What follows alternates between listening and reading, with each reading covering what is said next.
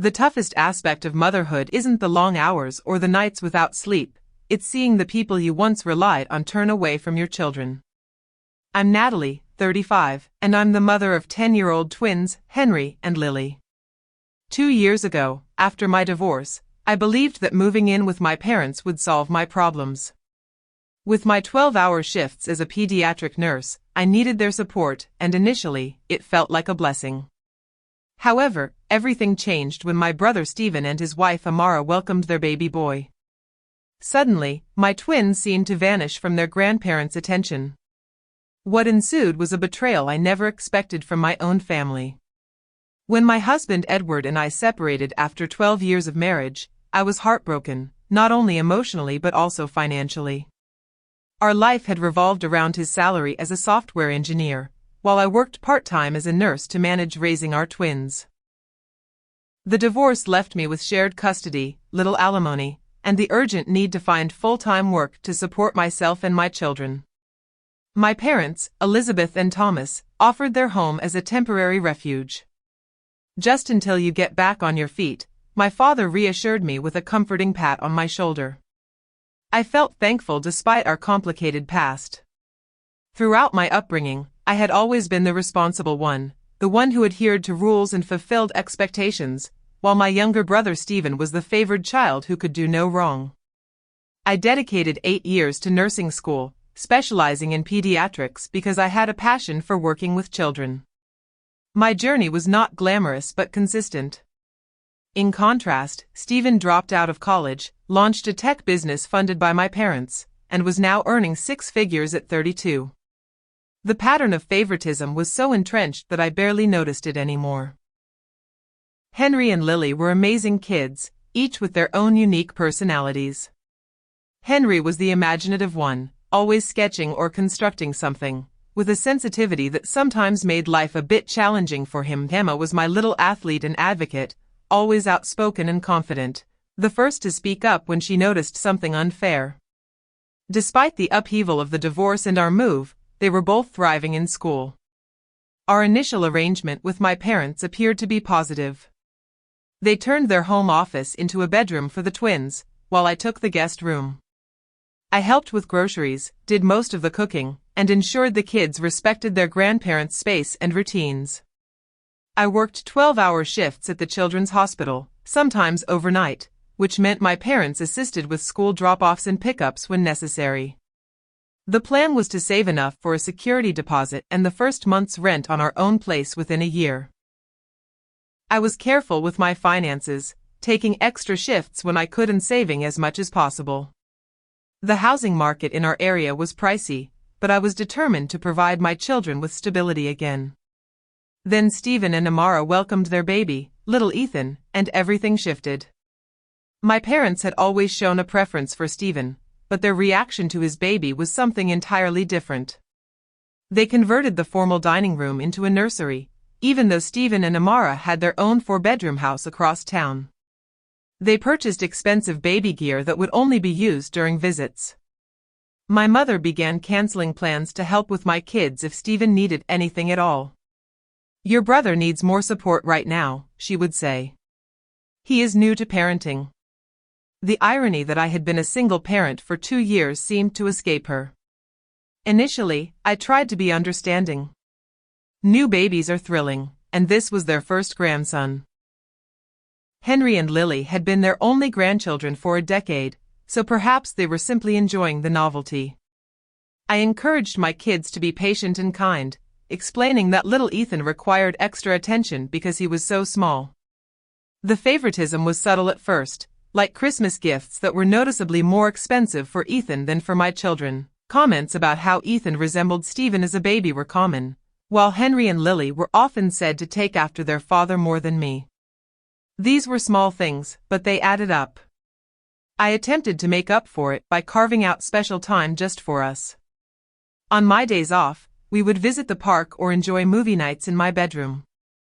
I even started a savings chart on the bathroom wall so the kids could track our progress toward getting our own place.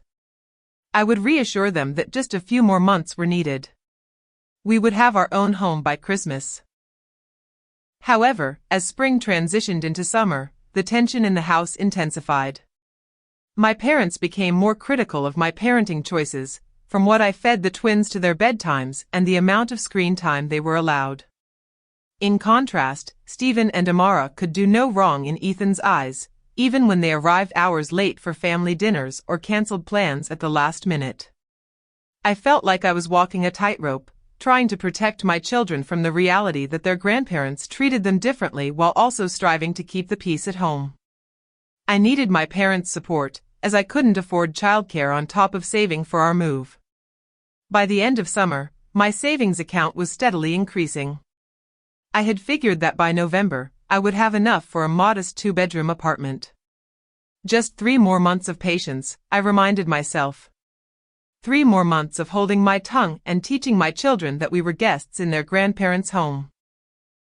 3 more months of witnessing my parents dote on Ethan while barely acknowledging Henry and Lily's accomplishments. Little did I know how much worse things would become before those 3 months were over. The situation took a dramatic turn in September when Stephen called for a family meeting. He and Amara sat at my parents' kitchen table with baby Ethan, who was dressed in an outfit that likely cost more than my entire weekly grocery budget. "We have some exciting news," Stephen declared, directing his gaze at our parents instead of me, "are finally embarking on that big renovation of our house, the one we've been discussing for ages." My mother clasped her hands together. "That's fantastic, sweetie." "The thing is," Amara continued to bounce Ethan on her knee, "we will need a place to stay during the construction. It should only take about 6 to 8 weeks." Before I could even wrap my head around what was happening, my father was nodding enthusiastically. "You will stay here, of course. We have plenty of space." I cleared my throat. "Actually, we are a bit cramped already with the 5 of us." I gestured to myself, the twins, and my parents. My mother shot me a look. "Family helps family, Natalie. It's only temporary." And just like that, the decision was made. No one asked how I felt about it. No one considered what this would mean for Henry and Lily. No one acknowledged that I had been promised the same thing about our temporary stay, which was now nearing the 2-year mark. Stephen and Amara moved in the following weekend. My father assisted them in setting up a portable crib in their room for Ethan, even though he had never once offered to help put together the twins' beds when we moved in.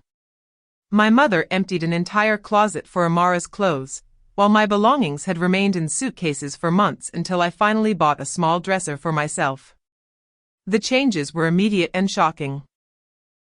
Suddenly, Henry and Lily were told to keep their voices down all day because Ethan was napping. Their toys, which had been confined to their bedroom and a small corner of the living room, were now deemed clutter and repeatedly packed away in boxes. The television, which they had been allowed to watch for an hour after school, was now constantly tuned to the shows Amara preferred. When I returned home from a long shift one evening, I found Emma sitting alone and upset on the back porch. "What's wrong, honey?" I asked, sitting down beside her. "Grandma said I was being too loud with my jump rope in the backyard," she sniffled. But Ethan wasn't even asleep. He was in the living room with Aunt Amara. She simply didn't want to hear me counting my jumps. That same week, William returned home from school thrilled about an art project he had been working on. He had been chosen to represent his class in a district-wide exhibition. When he attempted to show my mother, she dismissed him. "Not now, William. I'm helping Amara choose new curtains for their house." I saw my son's expression drop, and something inside me hardened. That night, after the kids were asleep, I tried to talk to my parents. "I understand that Stephen and his family need assistance right now. I started carefully, but I am worried about how Henry and Lily are being treated. They feel as if they are no longer important." My father frowned. "They are being overly sensitive. Kids need to learn that babies require more attention. Ethan isn't even here most of the day."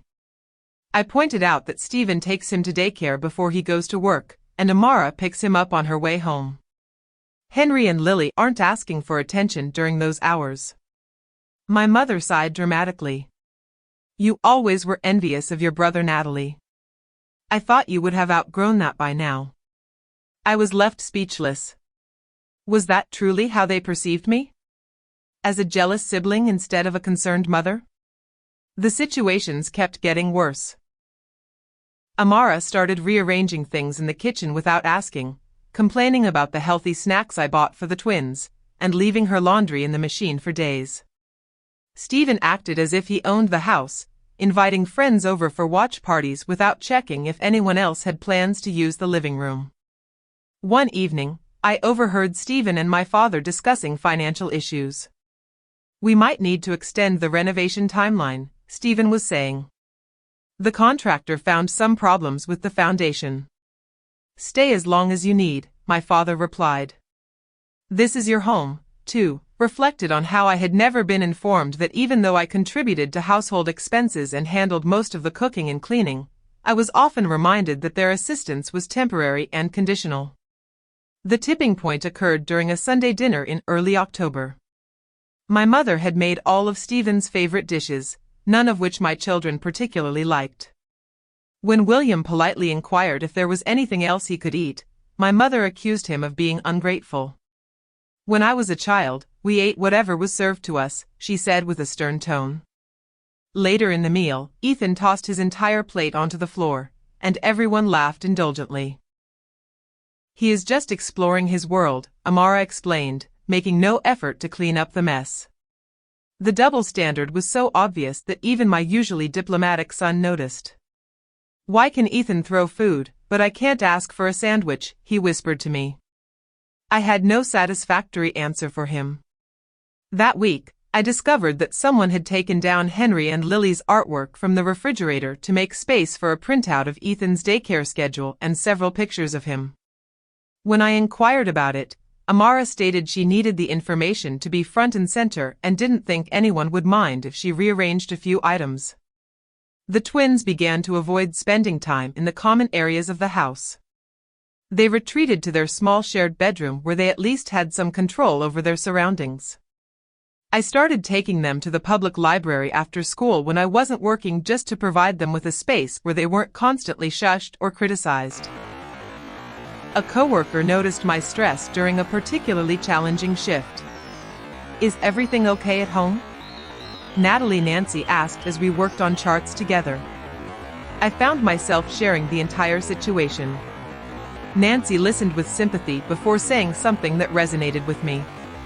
It seems your parents have established a home where your brother's family is treated like esteemed guests, while you and your children are seen as bothersome roommates, she noted.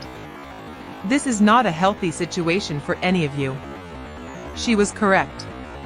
Hearing it articulated made me realize how much I had come to accept the dysfunctional dynamic as normal. That evening, instead of heading straight home after my shift, I drove around the neighborhood and reached out to a realtor friend. I need to remove my kids from this environment, I told her. Sooner rather than later. By mid-October, the situation at home had worsened beyond my expectations. Stephen and Amara had completely taken over the house with my parents' eager support. Their renovation, initially planned for 6 to 8 weeks, had now been extended indefinitely due to complications that Stephen was vague about whenever I inquired. One day, I returned home to discover that my parents had bought a special high chair for Ethan, one that cost nearly $400, according to the box I found in the recycling. This was after they had complained about the expense of William's asthma medication the week before, which my insurance only partially covered. We want Ethan to be comfortable when he eats here, my mother explained when I questioned the cost. William needs to breathe, I replied, struggling to keep the irritation out of my voice. My mother looked at me as if I were being unreasonable. Your father and I are on a fixed income, Natalie. We cannot be expected to cover everything for your children. The fact that I paid for all of my children's expenses and also contributed to the household bills seemed to escape her notice. So did the reality that Stephen and Amara, both high earners, contributed nothing toward household expenses during their stay. The next incident happened when Emma was practicing her clarinet for band class. She had been playing for less than 15 minutes when Amara barged in. Can you not do that right now? Ethan is attempting to take a nap, and I have an important call in 10 minutes. Emma expressed her apologies and set her instrument aside, but later, with tears in her eyes, she confided that she had been practicing at the same time her band teacher had arranged for their virtual practice session. Now, she had missed it and felt unprepared for her upcoming evaluation. I tried to discuss this with Amara, proposing that we could create a schedule that would meet everyone's needs. However, she dismissively replied that my work calls and Ethan's sleep schedule must take precedence. Emma can practice her little hobby whenever she wants. I held back my words to avoid saying something I might regret. Emma's little hobby was something she truly loved, and her band teacher had recognized her genuine talent. Yet, in this household, anything my children pursued was deemed less significant than the most trivial demands of Stephen's family. William was also facing challenges. His teacher reached out to me, worried about his withdrawal in class and his dropping grades. My once sociable and enthusiastic son had turned quiet and anxious. When I inquired about it, he confessed that he was struggling to sleep because he was anxious about doing anything wrong at home. Grandma and Grandpa get upset with us for everything, he explained, but they never seem to get mad at Ethan or Uncle Stephen or Aunt Amara. To cope, I took on extra shifts at the hospital, partly to earn more money for our escape and partly to steer clear of the tension at home. My parents viewed this as me shirking family responsibilities, while Stephen and Amara appeared pleased to have me out of their way. The situation escalated during a family dinner in late October. My parents had invited several extended family members, including my Aunt Susan, who had always been kind to me and my children. During the meal, my mother began an extended monologue about how gifted Ethan was, boasting about how, at just 9 months, he was clearly advanced for his age. He is already trying to stand, she bragged. Stephen was an early walker as well. Some children just possess that natural athletic ability. She then looked at William and remarked, "It's unfortunate you didn't inherit that from your father's side.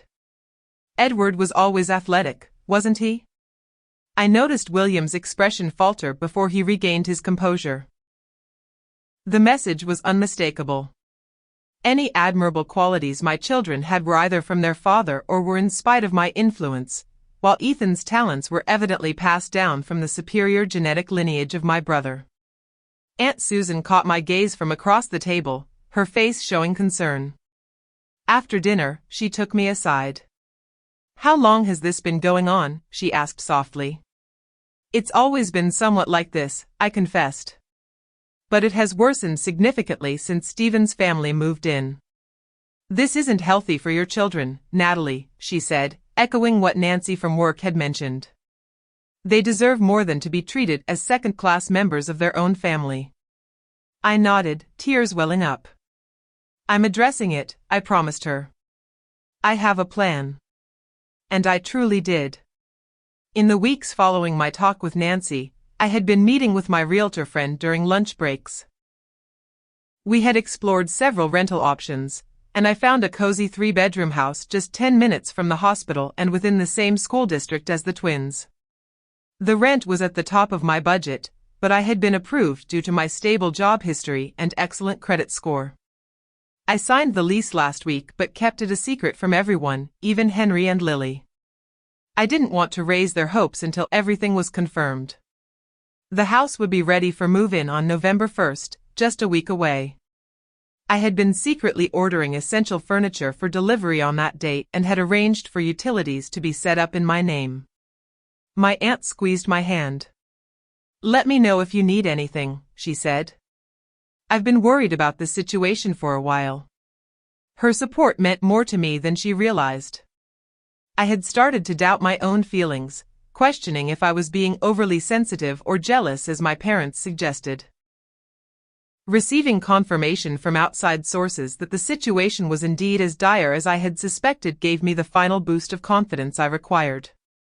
The following morning, I overheard Stephen and my father talking about more permanent solutions. The contractor mentioned it could take another 3 months, Stephen was saying. Honestly, considering the baby, it might be more practical to just stay through the holidays. You know, you are always welcome here, my father responded warmly. This is your home. I couldn't help but wonder if either of them recalled that I had been told my stay was temporary, and that I was expected to find my own place as soon as possible. The double standard was so obvious, it would have been amusing if it weren't for the fact that it was breaking my children's hearts. That evening, I decided to take the twins out for ice cream after dinner, a treat we seldom indulged in on weeknights. I wanted some quality time with them, away from the tense atmosphere of our home. I need you both to understand something important, I told them as they savored their treats. Regardless of what Grandma and Grandpa say or do, you two are incredible, valuable individuals. The way they are treating you has nothing to do with any mistakes on your part. Emma, always insightful, scrutinized my face. Are we going to move out soon? I was taken aback by her perceptiveness. What makes you think that? You've been working a lot more shifts, she replied. And you seem different lately, less sad and more determined. Out of the mouths of babes. My daughter had noticed the change in me before I had fully recognized it myself. Just keep being your wonderful selves for a little while longer, I told them. I'm not quite ready to share my plan yet. Can you do that for me? They both nodded, and I noticed a glimmer of hope in their eyes that had been absent for far too long. When we got back home, Amara was loudly complaining about the twins' backpacks being in the hallway, even though Ethan's stroller, diaper bag, and various toys were strewn across the common areas of the house. Children need to learn to pick up after themselves. She lectured me as though she were the parenting guru and I was just a beginner. I forced a tight smile and assisted the kids in relocating their things, reminding myself that we only had to put up with this for a few more days. Little did I know that the situation was about to escalate in a way that would require my intervention much sooner than I had anticipated. The following Tuesday, I was set for a 12-hour shift at the hospital. It turned out to be an especially hectic day in the pediatric ward, with 3 new admissions and a staffing shortage that had me looking after more patients than usual. I hardly had a moment to glance at my phone during my brief lunch break, but when I finally did, I noticed several missed messages from both Henry and Lily. From William, Mom, something strange is happening. Grandpa and Uncle Stephen are taking our things from Emma. Grandma says, we have to move to the basement. This isn't fair. From William, Mom, please come home. They moved all our stuff downstairs. From Emma, I hate it here. The basement is cold and disgusting, and there are spiders. My heart raced as I quickly dialed home. No response. I tried both kids' phones. No answer. Finally, I sent a text to Emma. I will be home as soon as I can. Stay calm. I love you both. I spoke with my supervisor about the family emergency. She was sympathetic and arranged for someone to cover my last 4 hours. Even so, it took me another hour to transfer my patients and finish essential paperwork before I could leave. The drive home felt like the longest 20 minutes of my life. My mind was racing with scenarios, none of which were good. Had my parents truly moved my children to the basement, the unfinished, poorly insulated basement that sometimes leaked when it rained heavily? When I pulled into the driveway, I took a deep breath, trying to steady myself before entering. I needed to evaluate the situation clearly before reacting. The sight that met me inside the house confirmed my worst fears. Henry and Lily were huddled together on the living room couch, both with red-rimmed eyes. My mother was in the kitchen with Amara, both sipping tea as if nothing out of the ordinary had occurred. Stephen and my father were nowhere in sight. What is happening? I inquired, heading straight for my kids. Emma leaped up and wrapped her arms around me. They relocated all our belongings to the basement without consulting us. They claimed we didn't deserve the nice rooms upstairs. William nodded sadly. Grandpa mentioned that Uncle Stephen's family requires more space because they are currently more significant. I embraced them both tightly, my anger rising, but I kept my voice steady for their benefit. Let me speak to Grandma and find out what's going on. In the kitchen, my mother hardly glanced up when I walked in. "You're home early," she remarked. "Why are my children's things in the basement?" I asked pointedly. Amara took a sip of her tea. "We needed to adjust the living arrangements. Stephen and I require a nursery for Ethan, along with space for my home office now that my job has transitioned to remote work. So, you opted to move Henry and Lily to the unfinished basement without discussing it with me first." My tone was eerily calm. My mother finally met my gaze. "It was the most logical solution. The children are older and can adapt more easily than a baby. Moreover, our other grandson deserves the best rooms. He is here all day while your children are at school." The casual cruelty of her words left me speechless. My children deserve a safe, comfortable environment just as much as Ethan does. "Don't be so dramatic, Natalie," my mother brushed off. "The basement is perfectly fine. We set up their beds down there and everything. The basement has mold in one corner, gets freezing cold at night, and the ceiling is unfinished," I countered. "Not to mention, there's only one small window that doesn't even open properly." "They will manage," my mother stated with finality. Family means making sacrifices. Apparently, in her view, family only meant my children should sacrifice, never Stephen's. Just then, my father and brother entered through the back door. "Oh, that's great. You're back home," my father remarked when he noticed me. "We have some changes to talk about." "Yes, I can see that," I responded, trying to keep my voice steady. "You moved my children's things to the basement without asking me." Stephen shrugged. "We need the space upstairs. Ethan is becoming more mobile and requires room to grow properly. Additionally, Amara needs a quiet area for her work calls. And my children deserve a safe, suitable bedroom," I argued. "The basement is adequate," my father replied dismissively. I added some extra lights and laid down some old carpet scraps. "They should be thankful they have a place to stay at all."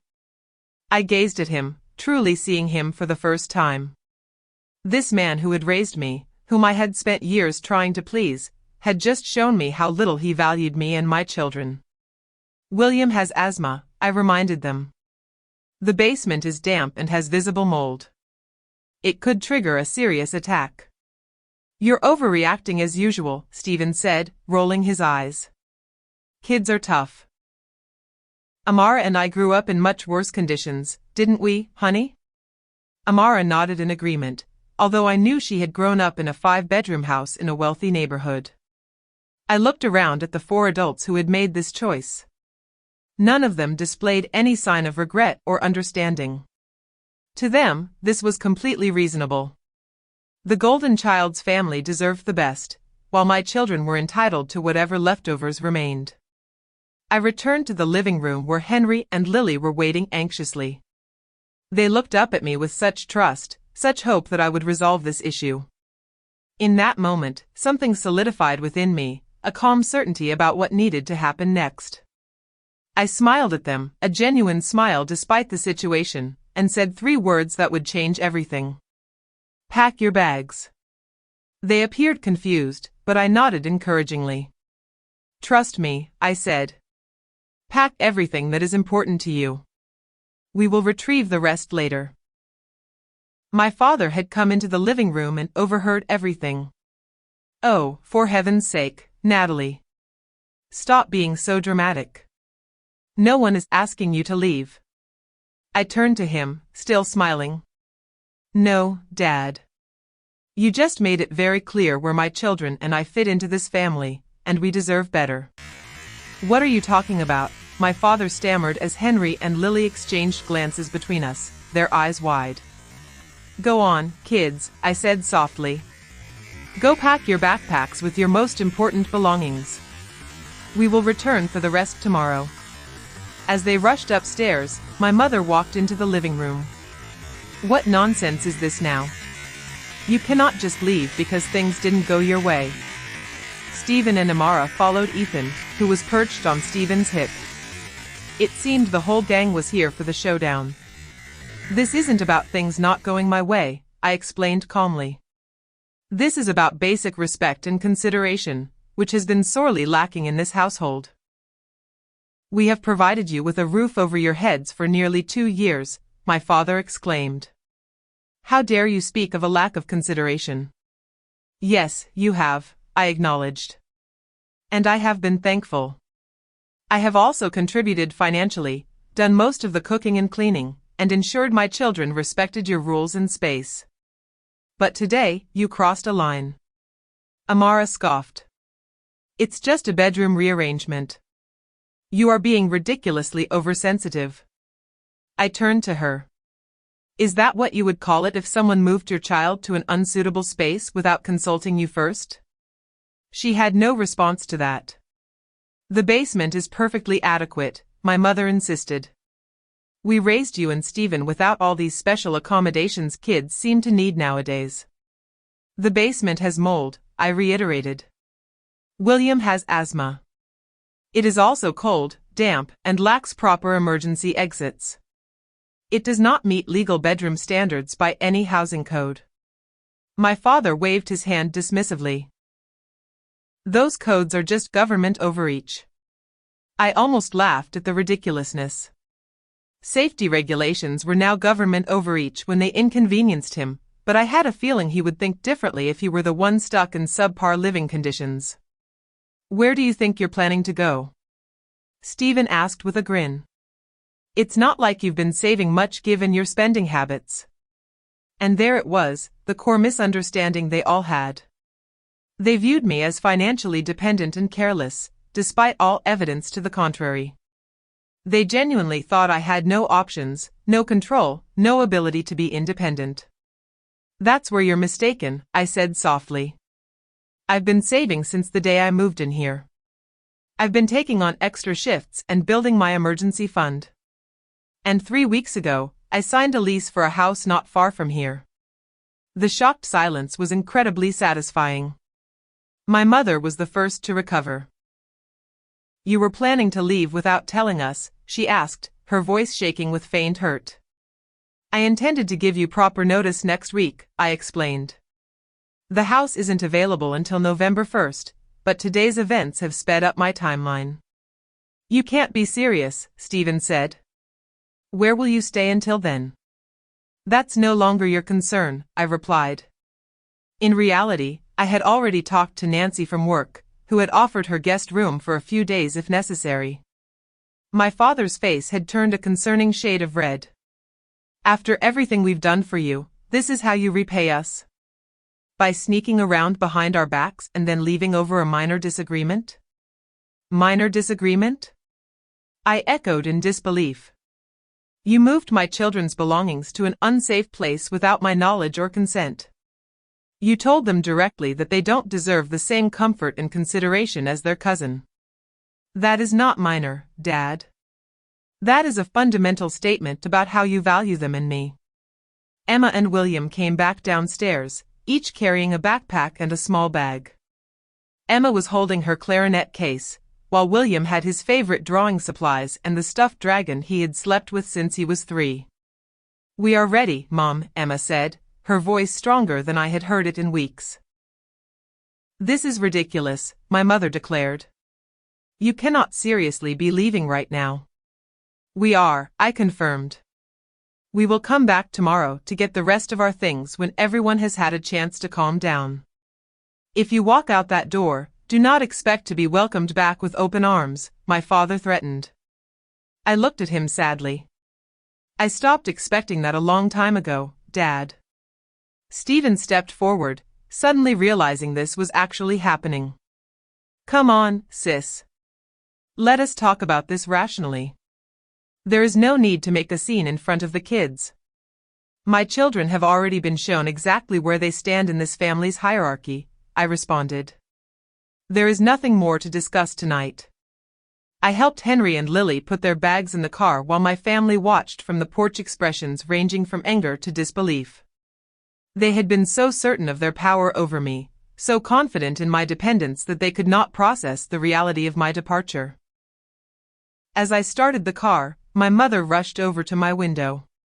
Natalie, please, you are overreacting. Come back inside and we will figure something out. We will talk tomorrow, I said firmly. When I come to get our things.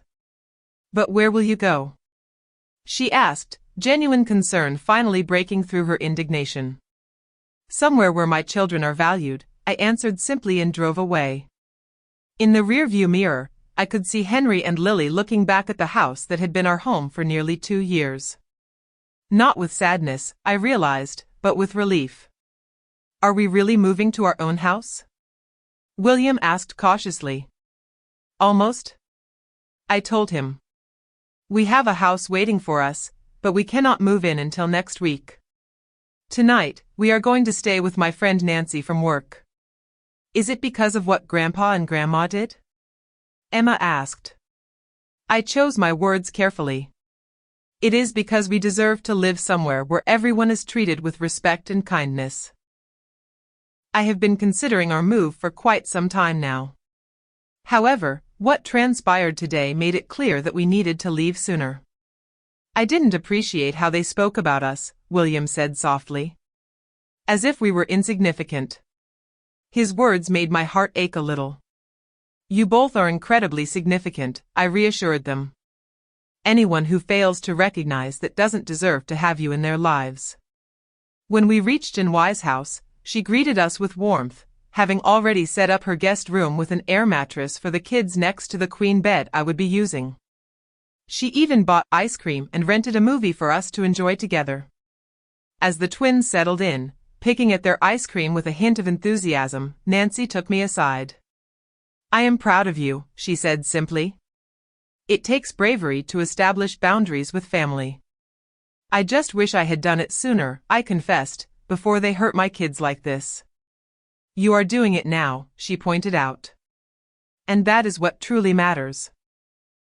That night, as Henry and Lily slept next to me in the unfamiliar room, I experienced a strange blend of emotions, sadness for what could have been, anger at how we had been treated, anxiety about the future, but beneath it all, a profound sense of peace. For the first time in years, I had stood up for myself and my children without hesitation or second-guessing.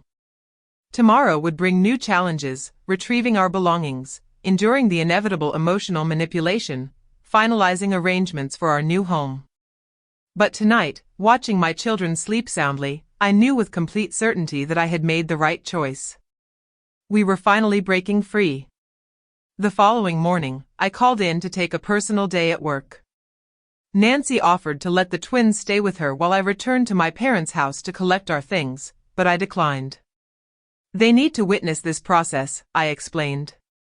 It's important for them to understand that we are doing this together. We arrived at my parents' house at 10 o'clock in the morning, knowing everyone would be home. My father opened the door with a frown that eased a bit when he noticed the twins. Are you here to apologize for your outburst? He asked me. No, I replied calmly. We are here to collect our belongings. His expression hardened once more. Your mother has been upset all night due to your dramatic departure. I truly regret that she is feeling this way, I said sincerely. Despite everything, I didn't want to hurt my parents. I just needed to look out for my children. But we are still moving out. He stepped aside with reluctance to allow us entry. My mother was in the living room, her eyes red from either crying or lack of sleep. Where are Stephen and Amara? I inquired. They took Ethan to the park, my mother answered. They thought it would be less stressful for them to be away while you gathered your things. At least they showed that much thoughtfulness. William, Emma, please go pack your room, I instructed. Remember what we discussed in the car. Just take what you need and love. We can replace the rest. As they went upstairs, my mother faced me. I can't believe you are doing this to us. I am not doing anything to you, I corrected her. I am doing something for my children and myself. We have given you everything, she insisted, a place to stay when you had nowhere to go, help with the children, emotional support during your divorce. And I acknowledged my gratitude. But that does not mean my children should be treated as less important than Ethan. We never said that, she protested. You didn't have to say it. Your actions made it abundantly clear. My father entered the conversation, pacing the room. This is about Stephen, isn't it? You've always been envious of him. I shook my head. This is not about Stephen. This is about Henry and Lily being moved to an unsafe basement without my knowledge or consent. This is about you explicitly stating that Ethan deserves the better room simply because he is Stephen's son. You are twisting our words, my mother accused. You mentioned, and I quote, our other grandson deserves the best rooms. What did you mean by that? If not that my children deserve less. She had no response. I went upstairs to assist the twins in packing their things. Most of their clothes fit into 2 large suitcases I had brought along. William carefully wrapped his favorite books and the science kit he received for his birthday.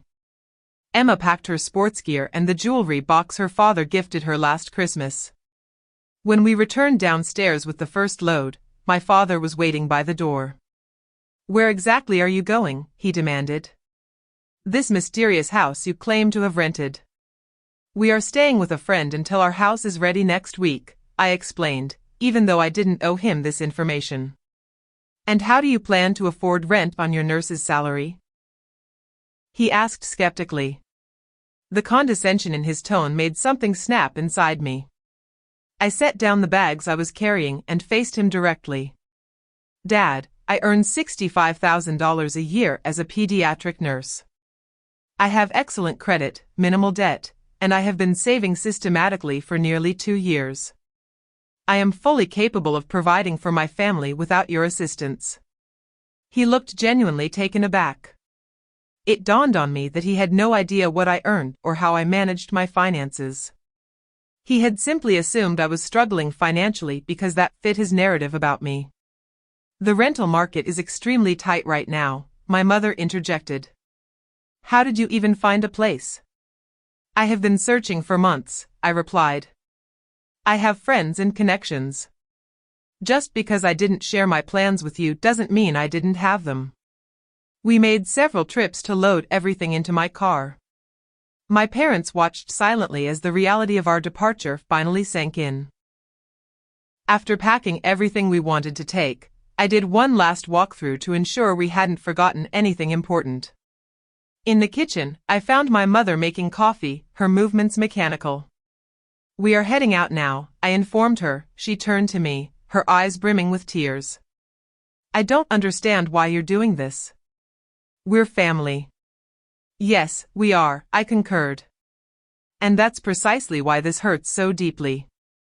Family should uplift one another, making each other feel valued and respected.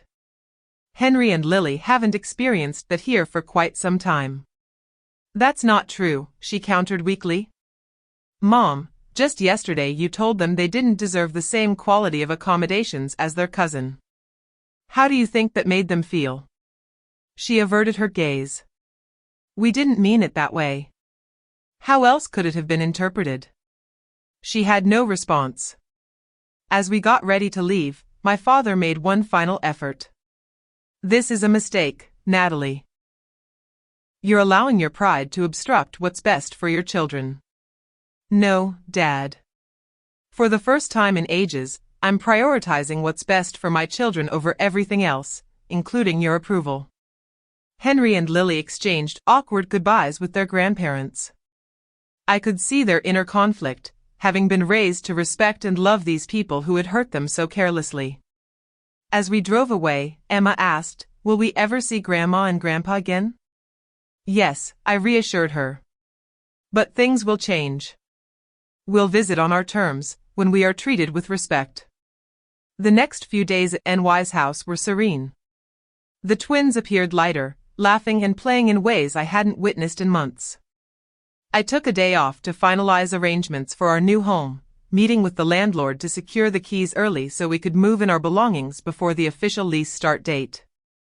The house was small but ideal for us. 3 bedrooms, a tiny backyard, and a kitchen filled with natural light. It was located within our school district, so the twins wouldn't have to switch schools, and it was close enough to the hospital that my commute would actually be shorter than from my parents' house. On Friday, we moved in our belongings. Nancy and several other coworkers came to help, transforming what could have been a stressful day into a joyful celebration. By evening, the beds were arranged, the kitchen was operational, and the living room had sufficient furniture for us to sit comfortably. That night, after we ordered pizza and the twins had gone to bed in their own rooms for the first time in almost 2 years, I found myself alone in my new living room and finally allowed myself to cry. Not out of sadness, although there was a bit of that, but from relief and a bittersweet feeling of achievement. My phone had been buzzing with messages from my parents all day, ranging from angry accusations to tearful requests to return home. I had only replied once to inform them that we were safe and settled, and that I would reach out when I was ready to discuss things further. The following Monday, my parents arrived unannounced at our new house. I had just come back from dropping the twins off at school and was getting ready to leave for my shift. "How did you find our address?" I asked as I hesitantly welcomed them in. "Your Aunt Susan told us," my father confessed. "She thought we should attempt to reconcile." I made them coffee while they looked around our modest but cozy new home. "It's smaller than I anticipated," my mother remarked. "It's perfect for the 3 of us," I responded. "Natalie, we want you to come home," my father said, getting straight to the point. "This has gone on long enough. This is our home now," I stated firmly. "But the children need their grandparents," my mother insisted. "And their uncle and cousin. What they need is to be treated with respect and love," I countered. "When you can provide that consistently, you are welcome to be part of their lives." "We have always loved them," my mother protested. "Love is not just a feeling, Mom. It's how you treat people. It's the choices you make that reveal what you truly value."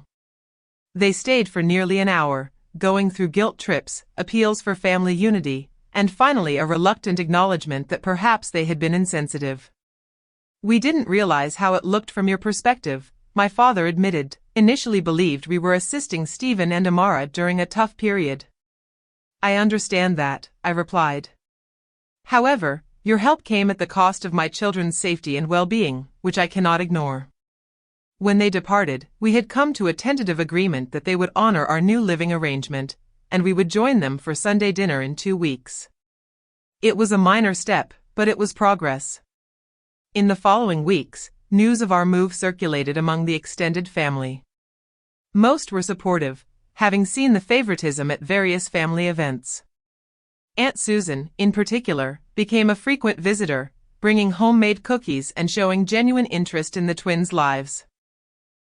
At work, I was presented with an unexpected opportunity, a promotion to charge nurse on the pediatric floor, along with a significant salary boost. The new hours would be more consistent, with fewer overnight shifts, allowing me more time with Henry and Lily. Meanwhile, I learned through family gossip that Stephen and Amara were struggling. Without my help with household chores and childcare, they were finding it tough to manage their responsibilities. My mother, now in her 60s, was exhausted from trying to keep up with an active baby while also maintaining the house without my support. When we finally attended that Sunday dinner 2 weeks later, the atmosphere was tense but polite. Stephen and Amara seemed less arrogant, perhaps finally recognizing that my presence had made their lives easier in ways they had previously overlooked. Most importantly, Henry and Lily appeared happier than I had seen them in years. William's teacher noted a significant improvement in his focus and participation, and Emma was flourishing in her clarinet lessons, practicing daily in her own room without the fear of being hushed or criticized. One evening, as I tucked Emma into bed, she said something that reassured me I had made the right choice. "I like our house, Mom," she said sleepily. "I feel like I can breathe." Among all the validation I could have received, my daughter's simple words held the most significance. We had built a home where my children could truly thrive, both in a literal sense and metaphorically, and that made every struggle we faced worthwhile. 6 months after we left my parents' house unexpectedly, our lives had changed in ways I could hardly have envisioned. Our modest rental house had transformed into a genuine home, filled with laughter, artwork on the fridge, and the delightful chaos of family life.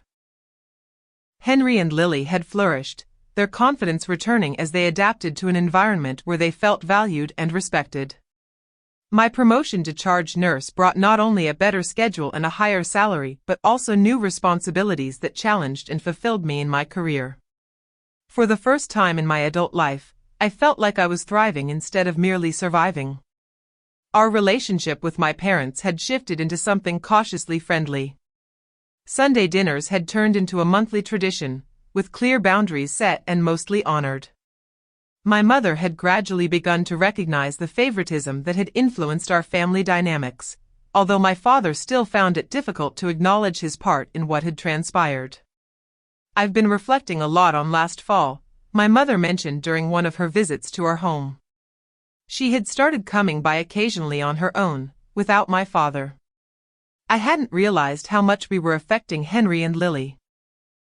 "What prompted this realization?" I asked, genuinely interested in her growth. She sighed, appearing older than her years. "After you left, everything changed. Stephen and Amara stayed for another month, but without you, I felt overwhelmed trying to keep the house in order and assist with Ethan. I began to understand how much you had been contributing, how much I had taken for granted. It was the closest thing to an apology I had ever received, and I accepted it as such." And then she went on, "Stephen and Amara began to argue constantly about childcare, the never-ending renovation, and finances. They returned to their house before Christmas, even though the work was incomplete. I wasn't surprised. Stephen and Amara had always shown a united front in public, but I had noticed some cracks in their relationship. Without the constant approval of my parents and my practical support, those cracks had evidently widened." "How are they doing now?" I inquired, more out of politeness than genuine concern. "They are in couples counseling," my mother confessed. "Your father thinks it's nonsense, but I believe it could be beneficial for them. Amara has gone back to work full-time, and they are having difficulties with the childcare arrangements." I nodded, feeling a pang of sympathy despite everything. Parenting is tough even in the best of circumstances, and their relationship had never seemed to be built on a solid foundation. The most notable change, however, was in my children. William's anxiety had nearly vanished, and his natural creativity had returned. He had joined an after-school art program and was flourishing under the guidance of a patient teacher who recognized his talent. Emma had made the advanced band at school and was considering trying out for the soccer team in the spring. One evening, as we sat together working on a puzzle, a quiet family tradition we had established in our new home, Emma brought up the topic of her grandparents. "Mom, why do you think Grandma and Grandpa treated us differently than Ethan?" she asked thoughtfully, fitting a piece into place. I took a moment to consider my answer. I believe people sometimes hold fixed ideas about others that make it difficult for them to see clearly. Grandma and Grandpa always viewed Uncle Stephen as special and deserving of extra attention. When he had Ethan, they transferred those feelings to him. "But we are their grandchildren too," William pointed out. "Yes, you are," I concurred. "And they truly care about you. They simply didn't know how to express it fairly or equally." "Is that the reason we left?" Emma inquired. "Because they weren't fair. We departed because everyone deserves respect and kindness," I clarified. When that wasn't occurring, we had to carve out our own space where we could all flourish. William nodded in contemplation. "I prefer it here anyway. At Grandma and Grandpa's house, I always felt like I was a burden." "You are never a burden here," I reassured him. "This is your home, and you fit in perfectly just as you are." The discussion moved on to other subjects, but I was impressed by how maturely they were handling what had transpired. Children are incredibly resilient when provided with safety, consistency, and open communication. In April, an unexpected chance came up. A small 3-bedroom house in our neighborhood was listed for sale, priced just within my budget, thanks to my promotion and diligent saving. After speaking with a mortgage broker and examining my finances, I decided to make an offer. To my astonishment and joy, it was accepted.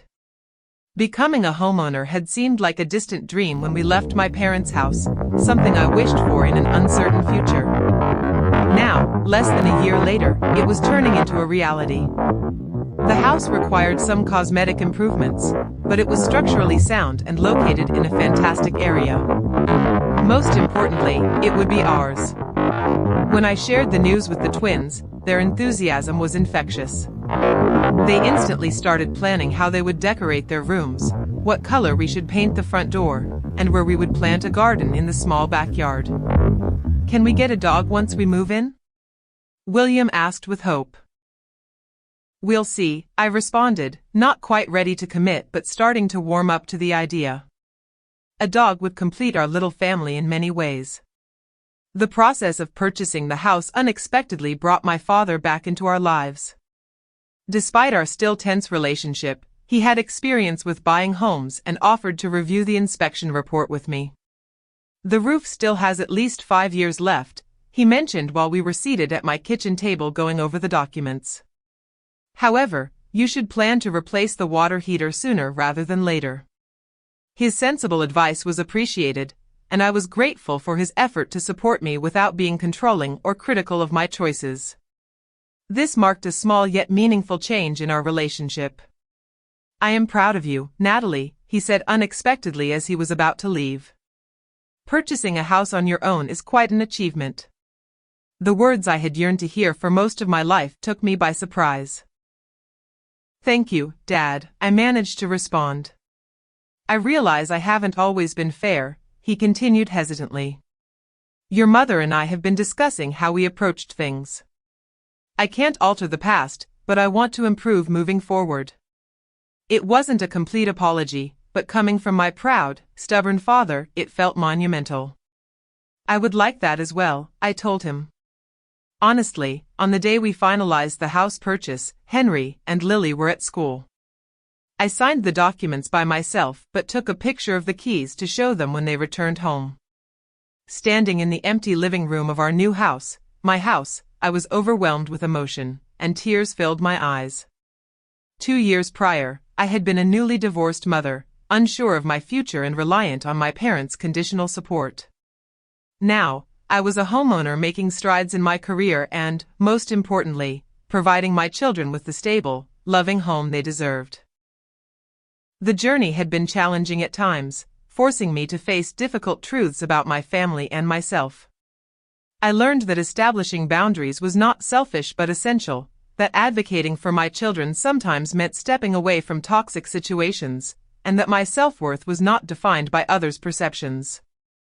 We moved into our new home on a bright Saturday in May, with assistance from friends, colleagues, and yes, even my parents. The atmosphere was filled with celebration as we set up the furniture, unpacked boxes, and ordered pizza for everyone who had lent a hand. By the evening, when only my parents were left, we gathered on my new back porch, watching Henry and Lily explore the yard. "This is a good home," my mother said softly. "You have done well, Natalie." I responded with a simple thank you, accepting the compliment wholeheartedly. As the sun dipped below the horizon on our first day in our new home, I thought about the journey that led us here. The pain of that October day, when my children were considered less worthy than their cousin, had turned into a catalyst for positive change. Sometimes, the most significant betrayals lead to the most essential departures. What had felt like an ending, the day we packed our bags and left my parents' house, was actually a new beginning, a beginning of self-respect, true independence, and teaching my children what it means to stand up for themselves and for those they love. I learned that family is not just about blood ties or obligations, it's about mutual respect, ongoing kindness, and the choice to appreciate each person for who they truly are. My children and I had formed our own family unit, strong and supportive, and we welcomed those who treated us with the dignity we deserved. That night, as I tucked the twins into bed in their very own rooms, in our very own house, I felt a profound sense of peace. We had weathered the storm and finally found solid ground. Have you ever faced a tough decision to safeguard your family's well-being? I would love to hear your stories in the comments below. If this resonated with you, please give this video a thumbs up and subscribe for more real-life stories about overcoming family challenges. Remember, sometimes the bravest thing you can do is pack your bags and create the life you and your children deserve. Thank you for listening, and may you always find the strength to stand up for what is right, especially when it's hard.